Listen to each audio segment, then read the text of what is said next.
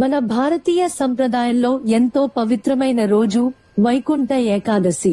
ఈ రోజు భక్తితో చేసిన పూజలు, ఉపవాసం మన జీవితానికి ఒక ఆధ్యాత్మిక మార్గాన్ని చూపిస్తాయని పెద్దల నమ్మకం. వైకుంఠం అంటే పరమశాంతి నిండిన లోకం. అది శ్రీ మహావిష్ణువు నివసించే దివ్యస్థానం. అక్కడ దుఃఖం లేదు, బాధ లేదు. శాశ్వత ఆనందమే అక్కడి ప్రత్యేకత. సంవత్సరంలో వచ్చే అన్ని ఏకాదశుల్లో వైకుంఠ ఏకాదశికి ప్రత్యేకమైన ప్రాముఖ్యత ఉంది. ఈ రోజున భక్తితో విష్ణువును ప్రార్థిస్తే పాపాలు తొలగిపోతాయని, మోక్షానికి మార్గం దొరుకుతుందని శాస్త్రాలు చెబుతాయి. వైకుంఠ ఏకాదశి రోజున ఆలయాల్లో వైకుంఠ ద్వారం తెరవబడుతుంది. ఆ పవిత్ర ద్వారం గుండా దర్శనం చేసుకోవడం అత్యంత పుణ్యప్రదమని భక్తుల విశ్వాసం.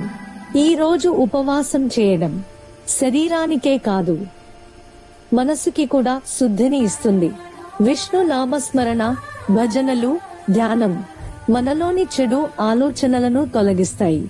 వైకుంఠ ఏకాదశి అంటే కేవలం పూజలు చేయడం మాత్రమే కాదు, మనలోని అహంకారం, ద్వేషం, అసూయలను వదిలి మంచి మార్గంలో నడవాలని మనకు గుర్తు చేసే రోజు ఇది.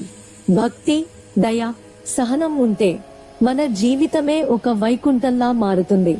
ఈ పవిత్రమైన వైకుంఠ ఏకాదశి మీ జీవితంలో శాంతి, సుఖం, సమృద్ధి నింపాలని కోరుకుంటూ నారాయణుడి ఆశీస్సులు మీపై ఎప్పుడూ ఉండాలని ప్రార్థిస్తున్నాం.